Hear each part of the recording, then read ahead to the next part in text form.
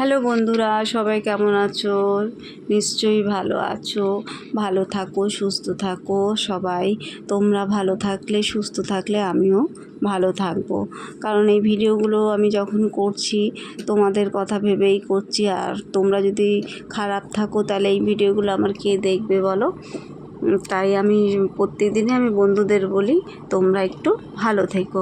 আজকে সকালে তো আমার ছেলে চলে গেছে স্কুলে।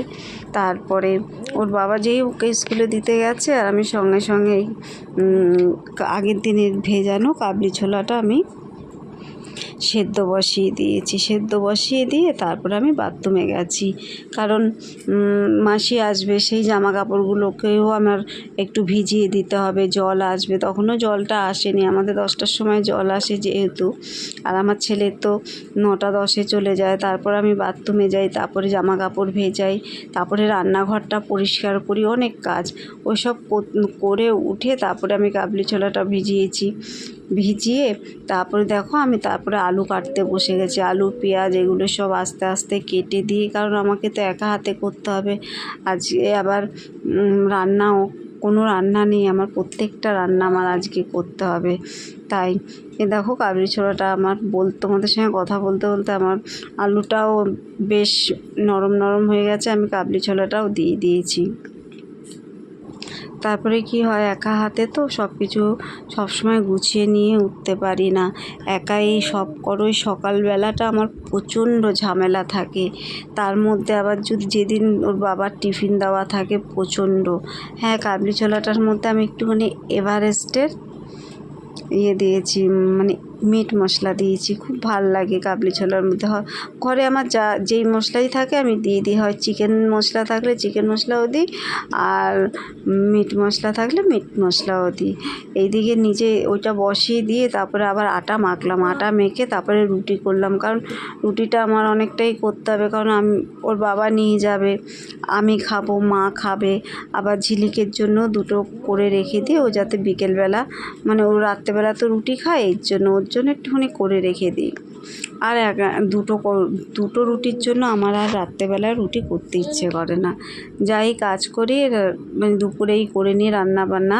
হ্যাঁ, যেদিন এক পদ থাকে সেদিন আমি রান্না করি, আরেক পদ রান্না করি রাত্রেবেলা, ভাজা ভুজা কিংবা একটা তরকারি করি। কিন্তু রুটিটা করতে ইচ্ছে করে না। রুটিটা করতে গেলে প্রচণ্ড ঝামেলা, মাখো বেলো, ওইসব ঝামেলা আমার ভাল লাগে না। তারপরে রুটিটা করার পরে সারা ওভেনে একদম গুঁড়োগুলো পড়ে থাকে, ওটা দেখলে তো আমার আরও গা পিত্তি জ্বলে। মানে আমার ভাল লাগে না। আমার ওভেনটা সবসময় পরিষ্কার থাকবে। আমি এমনি তো রান্না করতে করতেও অনেক সময় কড়াইয়ের থেকে ছিটকে ওভেনের নিচে পড়ে, সেগুলো মুছতে গিয়ে আমি কতবার ছ্যাঁকা খেয়েছি কড়াইয়ে। এটা আমার স্বভাব, একটুখানি ওভেনটা মোছা। রান্না করবো আর ওভেনটা মুছবো, রান্না করবো ছিটা পড়বে, ওভেনটা মুছবো, এটা আমার স্বভাব। যাই হোক, আমি মানে আমি এদিকে রুটি করছি, ওর বাবা স্নানে চলে গেছে। কারণ এবার ওর বাবা স্নানে চলে গেছে বলে এইদিকে আমি রুটিটা করেই আমি সঙ্গে সঙ্গে চাটা বসিয়ে দেবো। চা আর ও যেহেতু পাউরুটি খেয়ে যায়, ওকে পাউরুটিটা জেলি দিয়ে মাখিয়ে দেবো। তারপরে এই গেল কাজ। এই কাজের পরেই জল আসার সঙ্গে সঙ্গে আমাকে দৌড়াতে হবে সব ভরতে, কারণ আমাদের বাড়িতে সারাদিন জল, মানে যখন জল আসবে, পাম্প যতক্ষণ চলবে ততক্ষণই জল থাকবে, আবার পাম্প বন্ধ হবে জল চলে যাবে। তাই যেহেতু আমাদের পাম্পটা চলছে, ওর বাবা স্নানে ঢুকে গেছে, আমার এই কাজগুলোও করতে হবে, আবার জলও তুলতে হবে, আমার ঠাকুরের বাসন মাজতে হবে, সব কিছু। তা এরকম কাজ শুধু দেখুন, আমার ঘুগনিটাও হয়ে গেছে আর আমি বাবার জন্য বাটতেও আরম্ভ করেছি। কারণ এটা বেড়ে না আবার আমি কিছুক্ষণের জন্য হাওয়াতে রেখে দেবো। সে তো দুপুরবেলা খাবে, সকালের রান্না দুপুরবেলা খাবে, এটাকে একটুখানি ঠান্ডা করে না দিলে না তরকারিটা নষ্ট হয়ে যায়। এর জন্য আমি এটা রুটিগুলো করে ঢাকা দিয়ে রাখি, কিন্তু আমি ওটাকে ফ্যানের নিচে আমি রেখে দিই, আলগা করে রেখে দিই, বেশি টাইট করে রাখি না। কারণ ওটা একটু ঠান্ডা হবে, তারপরে ওটাকে আমি করব, ঢোকাবো টিফিন বক্সে ঢোকাবো। এই যে বলতে বলতে আমি টিফিন বক্সেও ঢুকিয়ে ফেলেছি। আর এদিকে ওর বাবা স্নান করে এসে তাড়া দিচ্ছে, আমাকে তাড়াতাড়ি দাও, আমাকে তাড়াতাড়ি দাও, আমার দেরি হয়ে যাচ্ছে। ওর নাকি দেরি হচ্ছে, দেখুন আমি ওর পিছনে পিছনে ছুটছি, এই করে সারা দিন আমার ছুটতে হয়।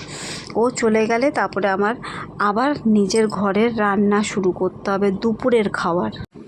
আমি আর মা কোনো রকমে একটুখানি রুটি তরকারি চা খেয়েই আরম্ভ করে দিই দুপুরের রান্না করার জন্য।